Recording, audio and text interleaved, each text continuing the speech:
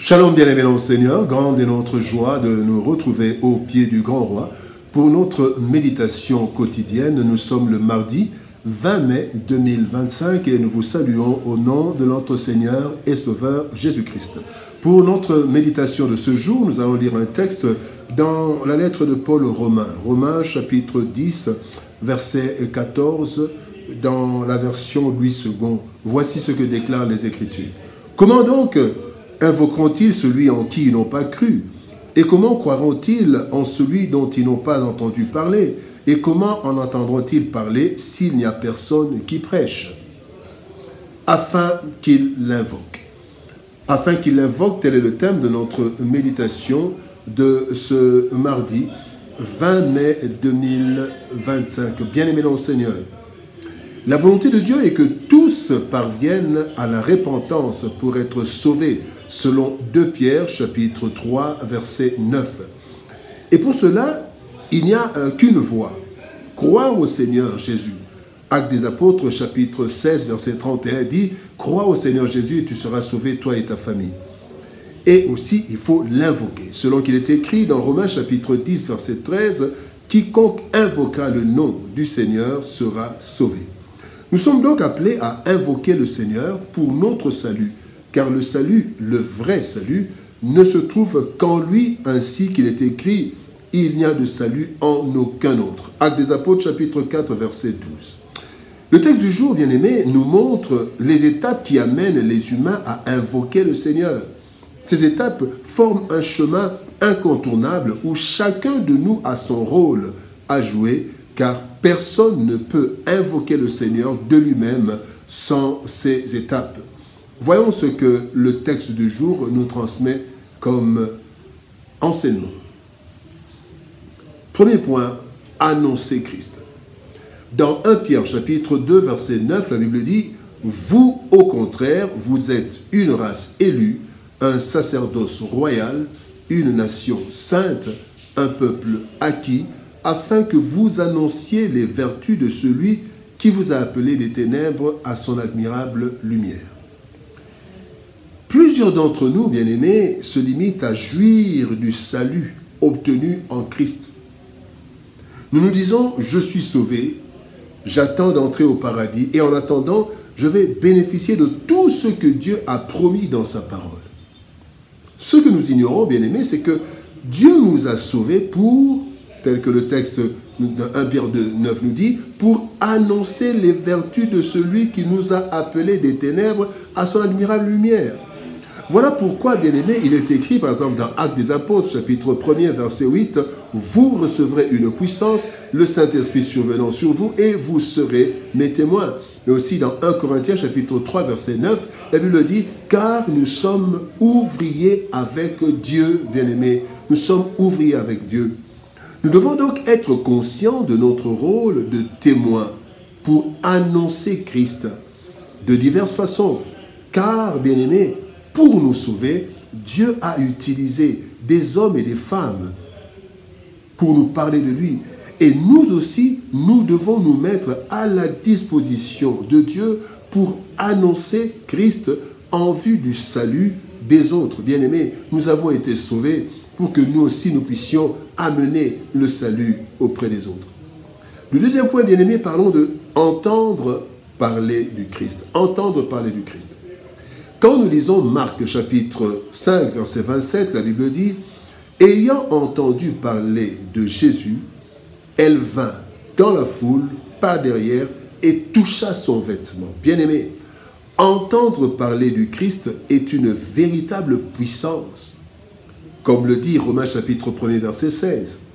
L'évangile, c'est une puissance de Dieu pour le salut de quiconque croit. Bien, cette femme malade depuis 12 ans a juste entendu parler du Christ. Et c'est ce qu'elle a entendu qui a fait naître en elle une foi qui a changé sa vie et qui lui a apporté le salut.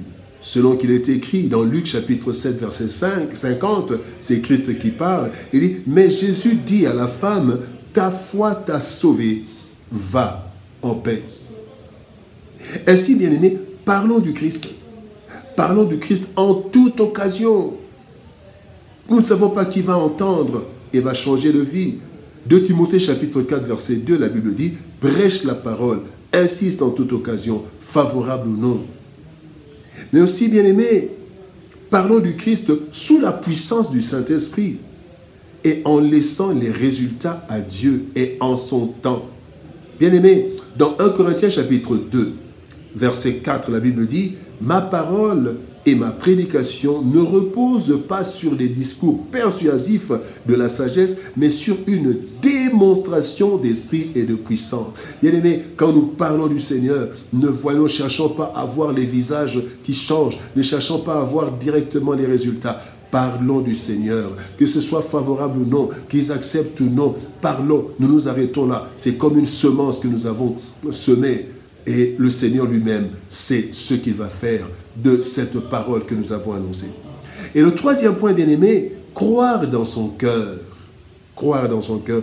Jean 6, 44 nous dit, « Nul ne peut venir à moi si le Père qui m'a envoyé ne l'attire, et je le ressusciterai au dernier jour. » Bien-aimés, lorsque nous avons annoncé le Christ, ne cherchons pas à persuader par des discours stratégiques et des discours et des stratégies diverses. Laissons la suite à Dieu, bien-aimés, Dieu qui sait convaincre les cœurs. En effet, notre part, c'est de parler. De parler. La conviction viendra de Dieu. Car, bien-aimés, la Bible dit, le cœur du roi est un courant d'eau dans la main de l'Éternel. Il l'incline partout où il veut. Proverbe chapitre 21, verset 1er.